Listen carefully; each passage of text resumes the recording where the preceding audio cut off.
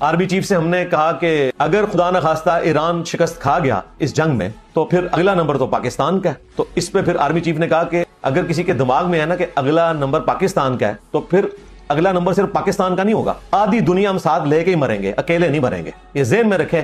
اور کہتے ہیں ہم نے یہ بتا دیا ہوا ہے, کسی کے دماغ میں ہمارے والے سے کوئی چیز ہے تو ہم نے پھر اکیلے نہیں مرنا, ہم پھر ہم تو ڈوبے ہیں صنم, تمہیں بھی لے ڈوبیں گے. حقیقت بات ہے. اور مسلمان تو ویسے ہی تیار بیٹھا ہوا ہے یار, اس دنیا میں تو غم ہی اتنے ہیں. یقین کریں کہ آخرت میں ہی بندہ لینڈ کرے تو سکون کی زندگی ہے. ہاں, دنیا تو ہے ہی غموں سے عبارت ہے, اور یہ ہمارا امتحان بھی ہے. اللہ نہ کرے کہ یہاں تک کوئی صورتحال آئے. باقی اللہ کو پتہ ہے مستقبل میں کیا ہونے والا ہے. لیکن آج میں سمجھتا ہوں کہ ہمیں اپنے ان تمام بڑوں کو کریڈٹ دینا چاہیے, ان کے حق میں دعائے خیر کرنی چاہیے جنہوں نے پاکستان کو ایک نیوکلیئر اسٹیٹ بنایا. چاہے وہ ذوالفقار علی بھٹو ہوں, ڈاکٹر عبد القدیر ہوں, ڈاکٹر سمر مبارک مان صاحب ہوں, اور کتنے لوگ جو ان سے بھی بڑے تھے لیکن وہ اس طرح پبلکلی ان کا ذکر نہیں ملتا. پاکستان نے سیکرٹ ہی رکھا. عرصہ دراز سے ہی سن رہے ہیں کہ جی اگلا نمبر پاکستان کا ہے. یہ ہمارے استاد ڈاکٹر سار صاحب بھی کہتے تھے, اور وہ پاکستان کی محبت میں کہتے تھے سارے. ان سارے بھولے بھالے لوگوں سے میں عرض کروں گا کہ اگلا نمبر پاکستان کا نہیں ہے. پاکستان کا نمبر تو 1947 سے ہی لگایا ہوا ہے انہوں نے. اللہ نے الحمدللہ 80 سال سے اس ملک کو سنبھالا ہوا ہے. کبھی پاکستان کی ریاست سمارٹلی پلے کرتی ہے, بچ جاتی ہے, کبھی اللہ تعالیٰ کی طرف سے کوئی حالات و واقعات ایسے آتے ہیں کہ پاکستان بچ جاتا ہے. اور ابھی بھی آپ کچھ عرصہ پہلے تک دیکھیں, پاکستان کی دنیا میں کوئی اوقات ہی نہیں تھی, اور آج پوری دنیا پاکستان کی طرف دیکھ رہی ہے. مئی 2025 کی جنگ کے بعد 9 مئی 2023 کا جو پاکستان کو زخم لگا تھا, اللہ نے 10 مئی 2025 کو نہ صرف اس زخم کو صاف کیا بلکہ پاکستان کو پوری دنیا میں عزت دی. اس لیے میں نے اپنے اسٹیبلشمنٹ سے بھی بارہا ویڈیوز کے ذریعے ریکویسٹ کی ہے. ظاہر ہے میرے ان سے کوئی تعلقات تو نہیں کہ میں ان کو ڈائریکٹ کہہ سکوں, ویڈیو میں ہی میں نے کہنا ہوتا ہے کہ خدا کے لیے اب 9 مئی والا معاملہ اس کو درگزر کا معاملہ کریں, اور آپ ہر سال 10 مئی کا دن منایا کریں. 9 مئی کے جو مقدمات ہیں ان کو آپ منطقی انجام تک پہنچائیں, لیکن اس دن کو نہ منائیں. یہ ہمارے لیے ایک سیاہ دن ہے.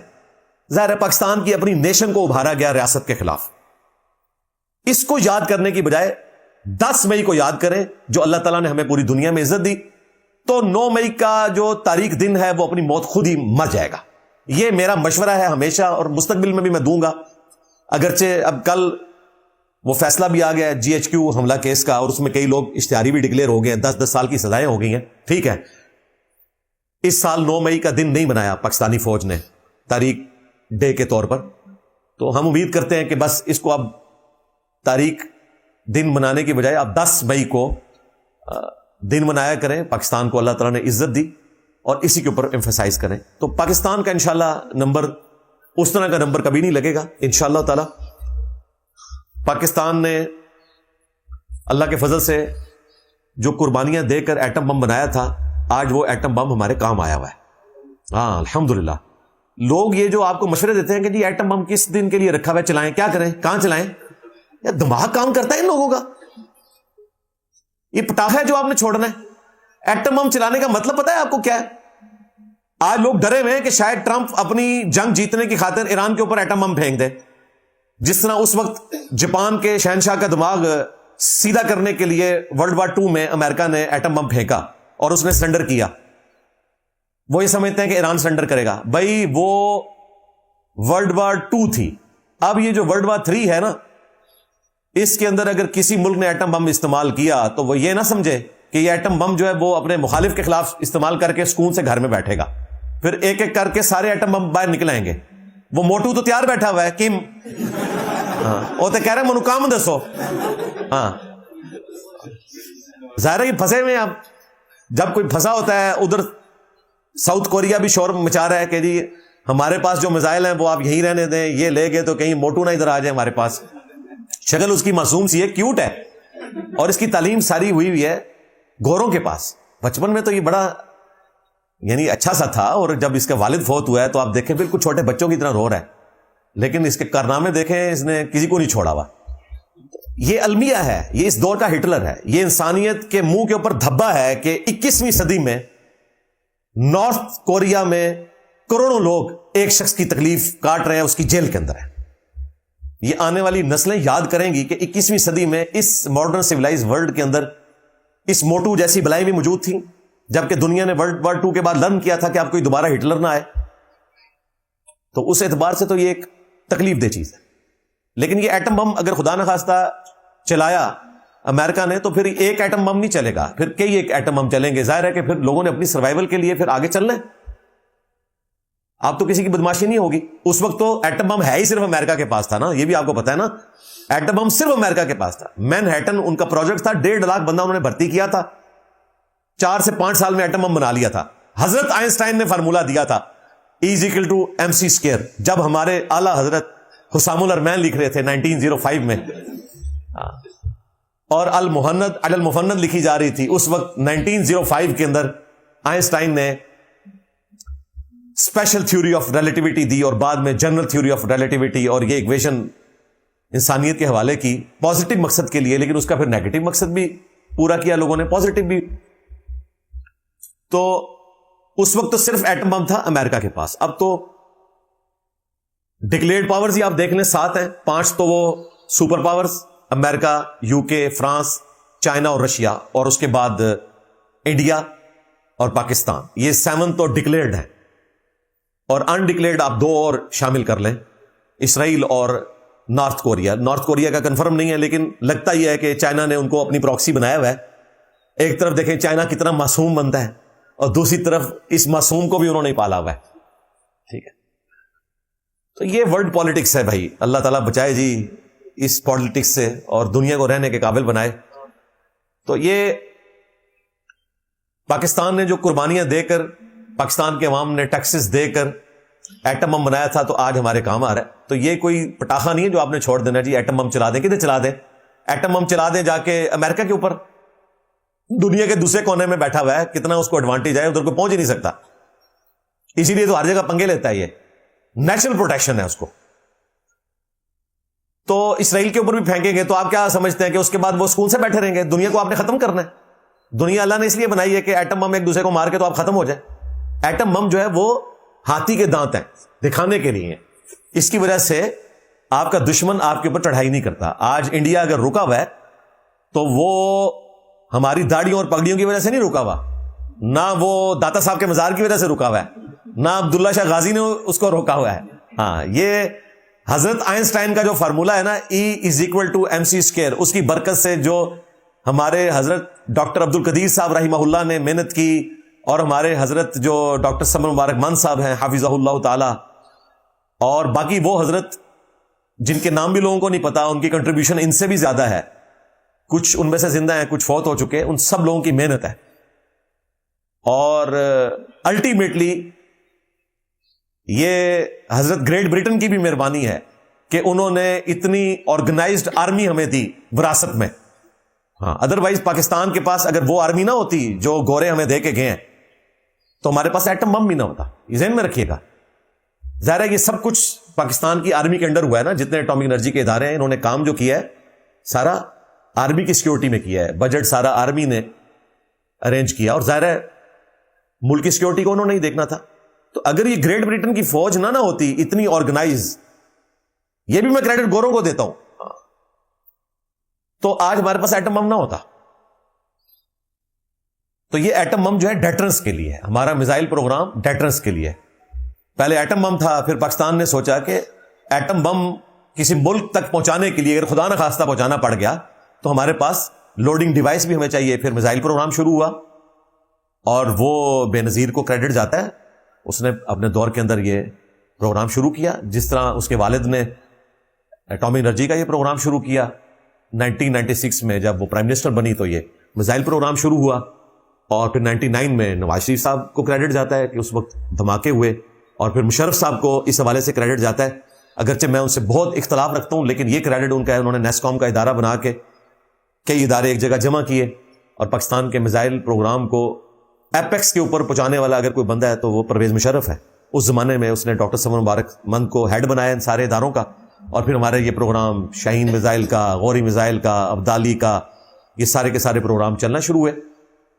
اور اس کے بعد پھر پیپلز پارٹی کی گورنمنٹ آئی، یا نون لیگ کی، یا PTI کی، ہمارے اس ڈیفنس کے پروگرام کے اوپر کبھی کسی نے کٹ نہیں لگایا, ہمیشہ سب نے سپورٹ کیا. ظاہر پاکستان کی سیکیورٹی کو کسی اعتبار سے بھی کمپرومائز نہیں کیا جا سکتا, لہذا اس حوالے سے ہمیں اپنی اس کمزور اکانومی کے پوائنٹ آف ویو سے یہ بات ذہن نشین رکھنی چاہیے کہ ہم جو اپنی سیکیورٹی کے اوپر پیسہ لگا رہے ہیں تو وہ پیسہ آج ہمیں پے کر رہا ہے. یہاں ہم بھی بات کرتے ہیں جی فوج اتنا پیسہ کھا گئی جی, اور ہم نے اپنی سیکیورٹی پہ اتنا پیسہ لگا دیا, کس کام کا؟ تو آج بھائی کام آ رہا ہے نا, آج وہ پیسہ کام آ رہا ہے, ورنہ ایک دن کے لیے فوج ہٹ جائے نا بارڈر سے تو جیلم اکیڈمی میں طالبان بیٹھے ہوں گے, ہاں, اور باپا جانی اگلے دن جنت الفردوس میں ہوں گے. رائے ونڈ مرکز بھی شاید مشکل سے بچے, کیونکہ ان سے بھی ان کو بڑا بغض ہے, کیونکہ رائے ونڈ کی تبلیغی جماعت جو ہے نا وہ فیول نہیں بنی ان خوارج کا, چھوڑنا ان کو بھی کوئی نہیں. اور ہمارے جو کراچی کے مفتی تقی عثمانی صاحب ہیں وہ بھی نہیں بچیں گے, ان پہ تو قاتلانہ حملہ کروایا ان لوگوں نے. مولانا فضل الرحمان صاحب کے اوپر 3-4 دفعہ مرڈر اٹیمپٹ کروا چکے ہیں یہ, تو یہ آپ ذہن میں رکھیے گا. ڈیفنس پہ جو کچھ ہم نے لگایا وہ آج ہمیں پے کر رہا ہے. یہ ملک میں آپ کو اسٹیبلٹی اگر نظر آ رہی ہے تو اس کی وجہ سے. لیکن ان ساری چیزوں کے باوجود فوج کا بالکل کوئی کام نہیں ہے کہ پالیٹکس میں لچ فرائی کرے. ہاں, ہم اپنے اس آئین کے پابند ہیں جو 1973 کا ہے. اگر فوج کو, عدلیہ کو یا کسی ادارے کو شوق ہے نا سیاست میں آنے کا تو آئین کو تبدیل کریں, جس طرح انہوں نے کر لیا پچھلے دنوں. تو ٹھیک ہے, آئین جب تبدیل ہو چکا تو ٹھیک ہے, وہ حصہ بنتا جا رہا ہے. ہاں, ہمیں اختلاف رائے ہے, ہم پروٹیسٹ ریکارڈ کروائیں گے. یعنی میں استثناء کو نہیں مانتا, کسی پریزیڈنٹ کو, پرائم منسٹر کو, آرمی چیف کو استثناء نہیں ہونا چاہیے. اس سے پہلے بھی پاکستان کے آئین میں کئی ایسی چیزیں ہیں جو خلافشر ہیں, جو ہم نہیں صحیح سمجھتے. مثلا صدر پاکستان جو ہے وہ قاتل کو معاف کر سکتا ہے, لیکن اسلام کی روح سے قاتل کو صرف ورثہ معاف کر سکتے ہیں, صدر پاکستان کا باپ بھی نہیں معاف کر سکتا. لیکن پاکستان کے قانون میں ہے. تو اب ہم نے یہ نہیں کرنا کہ جتھے لے کر کیپٹل سٹی کو بلاک کر دینا ہے یا خود کچھ حملے شروع کر دینے ہیں. نہیں, اپنا پروٹیسٹ ریکارڈ کروانا ہے اور رائے عامہ ہموار کرنی ہے. یہ بات میں اس لیے کر رہا ہوں, چند حرام خور جو یوٹیوبرز ہیں وہ صرف اور صرف اپنے پولیٹیکل گینز کی خاطر, بلکہ کہنا چاہیے اپنے حرام کے ڈالرز کمانے کی خاطر, پالیٹکس سے یا کسی پولیٹیکل لیڈر سے بھی ان کو کوئی ہمدردی نہیں ہے. وہ کب چاہیں گے کہ وہ باہر نکلے؟ وہ تو کہیں گے اندر رہے, ہم 35 اپریل اور 36 مئی اور 40 جون کی ڈیٹ دیتے رہے. اور دیکھیں نا, وہ جو بڑا وہ داڑھی والا بیٹھا ہوا ہے جس نے میرے اوپر کئی دفعہ جھوٹے الزامات لگائے ہیں, ہر دفعہ وہ ذلیل ہوا ہے. آپ اس کی پرانی ویڈیوز نکال کے دیکھیں, اس نے کہا ٹرمپ آئے گی, ایک فون کرے گی اور ہمارے لیڈر کو باہر نکالے گی. ہاں, خیر اس نے تو اس طرح نہیں کہا, وہ تو پنجابی ہے, یہ میں نے کسی اور کے حوالے سے بات کی.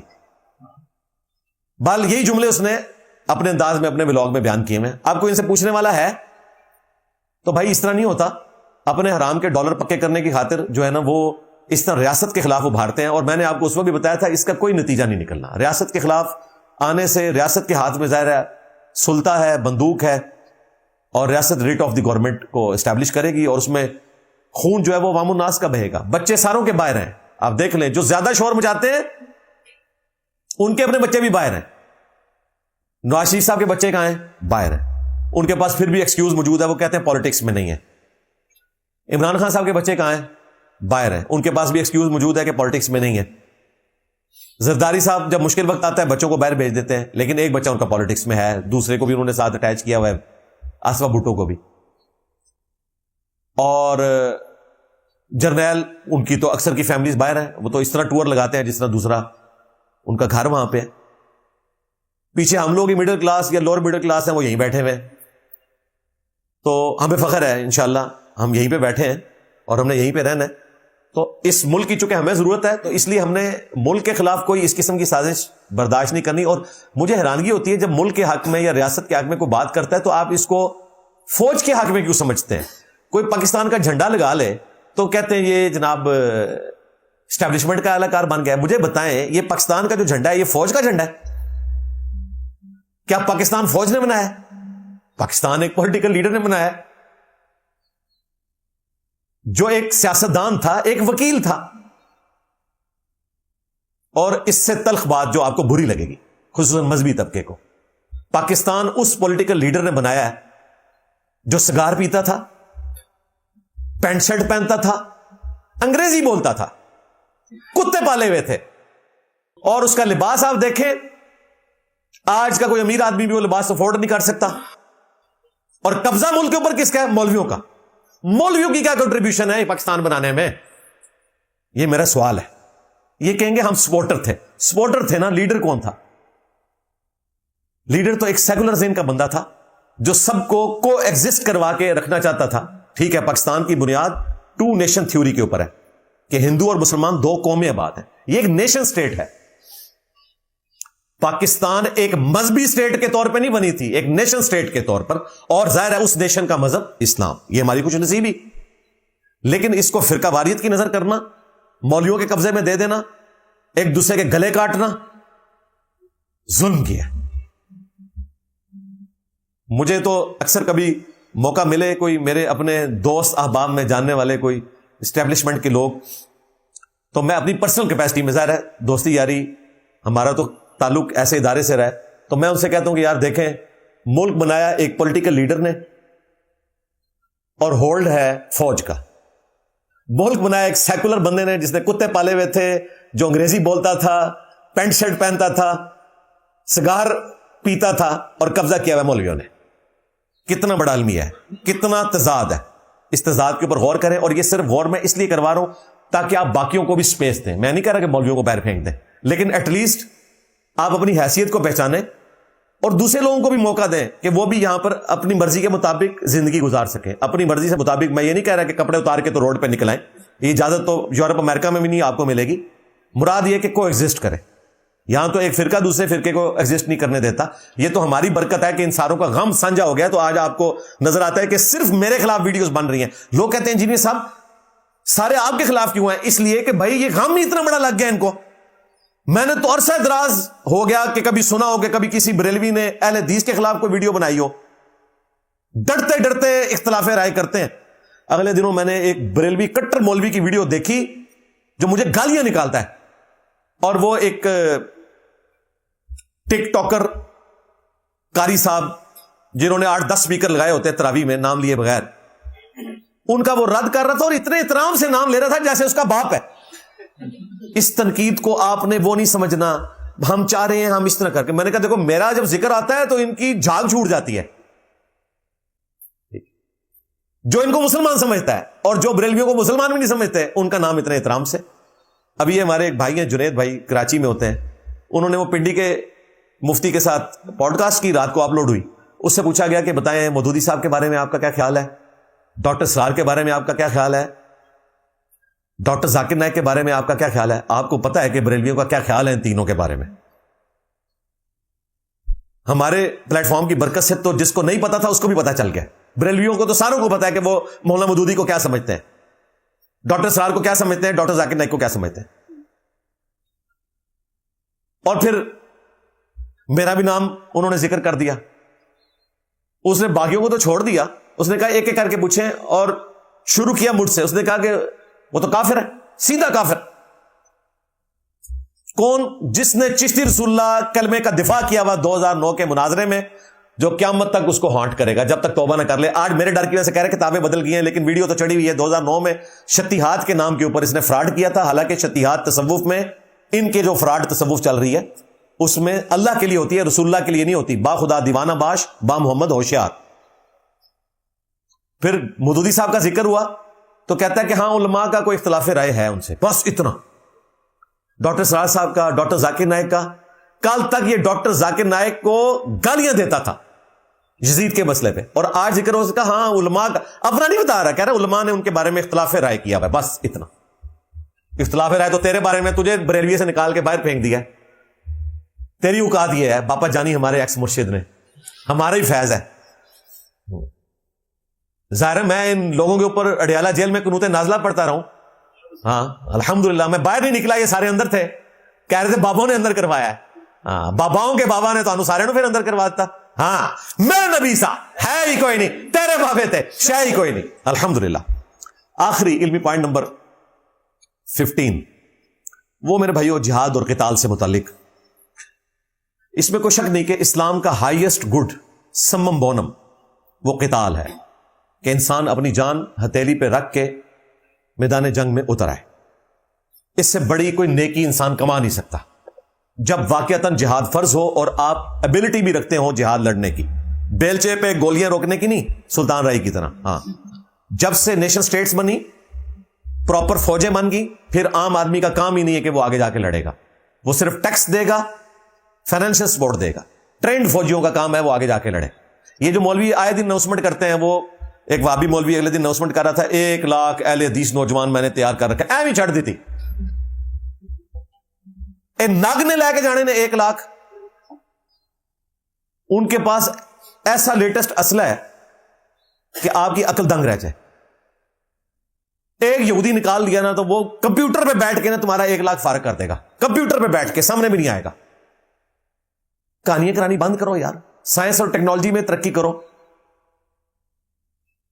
بجائے یہ جذباتی جملے بولنے کے.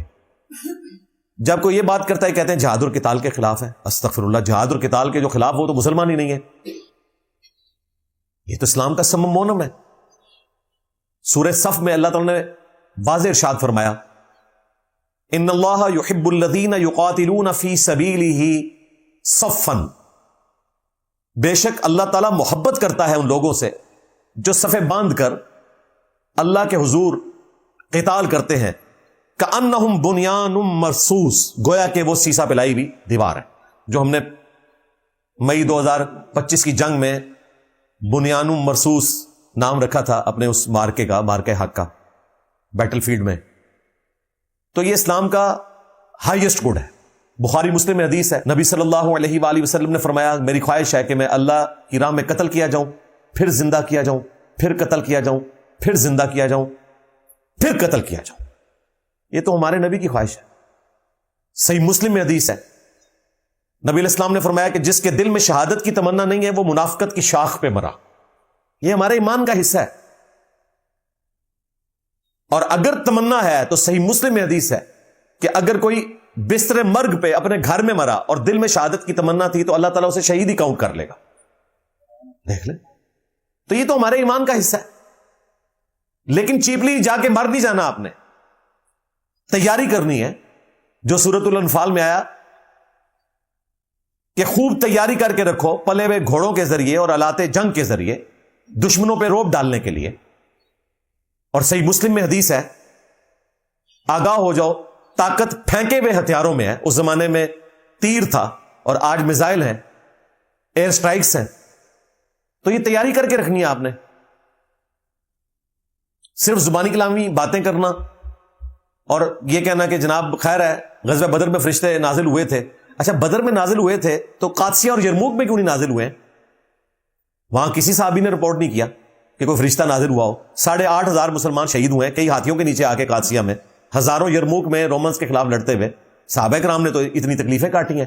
نبی علیہ السلام کے مبارک زمانے میں ایک خاص پیریڈ آف ٹائم ملا تھا نبی علیہ السلام کو، اللہ نے دین کا غلبہ کرنا تھا. اور یہ سورۃ الانفال میں موجود ہے کہ غیبی مدد کی گئی ہے، ورنہ وہ حالت نہیں تھی کہ مسلمان جنگ جیت سکتے تھے. غزوہ بدر کے اوپر میں نے پچھلے دنوں کئی ٹی وی چینلز کے اوپر گفتگو کی ہے، وہ آپ سن لیجئے گا، آپ کو پتہ چل جائے گا کہ غزوہ بدر بھی ایک بالکل ڈیفرنٹ چیز تھی جو ڈیفرنٹ بنا کے پیش کی گئی. صحابہ کرام تو جنگ لڑنے ہی نہیں گئے تھے، وہ تو ابو سفیان کا قافلہ لوٹنے کے لیے گئے تھے، کیونکہ ابو سفیان اور ان کے ساتھیوں نے چونکہ اس وقت کافر تھے، مکے میں مسلمانوں کا سامان لوٹا ہوا تھا. تو راستے میں اللہ تعالیٰ نے غیبی طور پہ ان کو لڑوا دیا مشرکین عرب کے ساتھ، یہ بتانے کے لیے کہ اللہ تعالیٰ اس کو یوم الفرقان بنائے گا غیبی مدد کر کے. اس لیے وہ 8 تلواریں تھیں. یہ نہیں تھا کہ مسلمانوں کے پاس تلواریں کوئی نہیں تھی، اور 300 بندہ ہر بندے کے پاس ایک ایک تلوار اس زمانے میں ہوتی تھی. وہ لے کے نکلے ہی نہیں تھے کیونکہ وہ ایک تجارتی قافلے کو لوٹنے نکلے تھے. سورۃ الانفال میں موجود ہے کہ اللہ کا وعدہ تھا کہ 2 میں سے 1 دیا جائے گا. آپ اندازہ کریں غزوہ بدر بھی آپ کو غلط بتایا گیا. اگر رزلٹ کے کرنا سی تو چھاڑ ہی دو. جس چیز کو مسلمانوں کی غربت بنا کے پیش کر رہے ہیں وہ مسلمانوں نے اڈاپٹ کی ہوئی تھی. تلواریں کم ہونا کوئی غربت کی وجہ سے نہیں تھا، وہ تو غزوہ بدر کے لیے گئے نہیں تھے. آپ مجھے بتائیں کوئی بغیر تلواروں کے اس زمانے میں جنگ کے لیے نکل سکتا ہے بغیر وحی کی تائید کے؟ نہیں.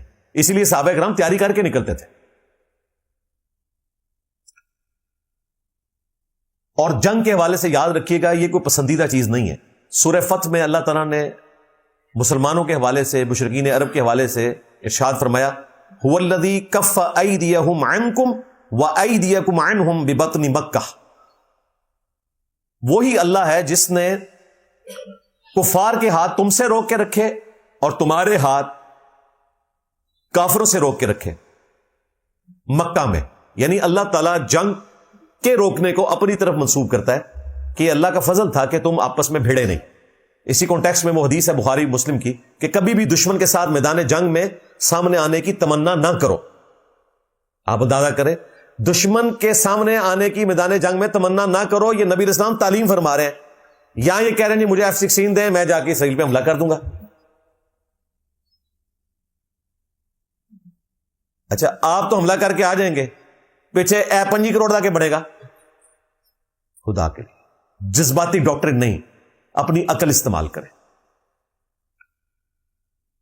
تو نبی اسلام نے فرمایا کہ دشمن سے کبھی میدان جنگ میں ملنے کی تمنا نہ کرو, اور اگر کبھی ایسا ہو جائے آمنا سامنا تو پھر تم نے ثابت قدم رہنا ہے, پیٹھ نہیں پھیرنی, اور یاد رکھنا جنت تلوار کے سایوں کے نیچے ہے. یعنی ونس جنگ شروع ہو جائے, آپ کے اوپر جنگ مسلط کر دی گئی, پھر آپ نے اس کو منطقی انجام تک پہنچانا ہے, لیکن خود سے کبھی بھی کوئی حرکت ایسی نہیں کرنی کہ جس کی وجہ سے کوئی جنگی حالات ہو جائیں, کیونکہ اس کے اندر دنیا مرتی ہے. باقی اس حوالے سے جو قرب قیامت کی نشانیاں لوگ پیش کرتے تھے, تو اللہ کا شکر ہے ہمارے جو سائل ندیم بھائی ہیں انہوں نے تو خود ہی کہہ دیا کہ جی 500 سال شاید اور لگ جائیں. شکر الحمدللہ 500 سال کا آپ کو ٹائم مل گیا ہے. لہٰذا یہ اینڈ آف ٹائمز کے حوالے سے جو آپ کو حدیثیں سنا کے ہمارے ڈاکٹر سراج صاحب رحمہ اللہ یا ہمارے بزرگ جو ہیں, اور یا مقبول جان صاحب حفظہ اللہ تعالیٰ کئی سالوں سے لگے ہوئے ہیں, وہ کسی طریقے سے امام مہدی کو باہر نکالیں یا دجال کو نکال لیں, تو وہ پروگرام تو اب جو ہے نا وہ کھٹائی میں پڑ گیا. بہرحال تیاری تو ہر وقت ہونی چاہیے, دجال کے پوائنٹ آف ویو سے بھی اور قتال کے پوائنٹ آف ویو سے بھی. اور ظاہر ہے اس ماڈرن دور میں نیشن سٹیٹس بننے کے بعد فوجوں کا کام ہے لڑنا, ہمارا کام ہے فائنینشیل ان کو سپورٹ دینا. ہم اپنے جہاد میں برابر کے شریک ہیں انشاءاللہ تعالی. بے فکر رہیں, کوئی پینک کرنے کی ضرورت نہیں, کوئی گلٹی فیل کرنے کی ضرورت نہیں ہے. میں نے کوشش کی کہ اس مختصر سے ٹائم میں اپنا میسج لوگوں تک پہنچاؤں, لیکن انشاءاللہ اس کے بعد آپ کو کوئی اور ولاگ دیکھنے کی ضرورت نہیں پڑے گی. میری تو ہابی ہے کہ میں ساری انٹرنیشنل خبریں سنتا ہوں, نیشنل خبریں سنتا ہوں. تو میں نے کہا کہ بجائے اس کے کہ آج مولویوں کو رگڑا لگاؤں, تو ویسے دل دکھے ہوئے ہیں, تو میں اسی جنگ کے اوپر موقف رکھوں, لوگوں کو ایجوکیٹ کروں, کیونکہ یہ ایجوکیشن بڑی ضروری ہے. ورنہ ہر کوئی اپنا رنگ بھر کے نا پبلک کو غلط راستے پہ چلانے کی کوشش کرتا ہے.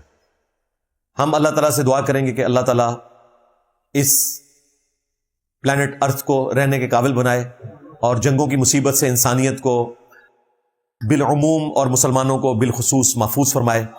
اللہ تعالیٰ فلسطین کے مظلوم مسلمان, ایران کے مظلوم مسلمان, اور باقی جگہوں پہ جہاں کہیں کشمیر میں, چائنا میں, یمن میں, عراق میں, شام میں کس پرسی کی زندگی گزار رہے ہیں, ان کا حامی و ناصر ہو. اور اللہ تعالیٰ پاکستان کی خیر فرمائے, پورے عالم اسلام کی خیر فرمائے, اندرونی اور بیرونی خطرات سے محفوظ فرمائے. ہمیں سنی شیعہ اختلاف سے بالا تر ہو کر اسلام کے رشتے میں کو ایگزسٹ کرنے کی توفیق عطا فرمائے. اللہم احسن عاقبتنا فی الامور کلہا واجرنا من خزی الدنیا وعذاب الآخرہ. ربنا آتنا من لدنک رحمہ وہیئ لنا من امرنا رشدا. ربنا آتنا فی الدنیا حسنہ وفی الآخرۃ حسنۃ وقنا عذاب النار. سبحانک اللہم وبحمدک اشہد ان لا الہ الا انت استغفرک واتوب الیک وما علینا الا البلاغ المبین. صلوا علی محمد وآل محمد. اللہم صل علی محمد وعلی آل محمد واصحاب محمد وازواج محمد وامت محمد اجمعین الی یوم الدین. آمین.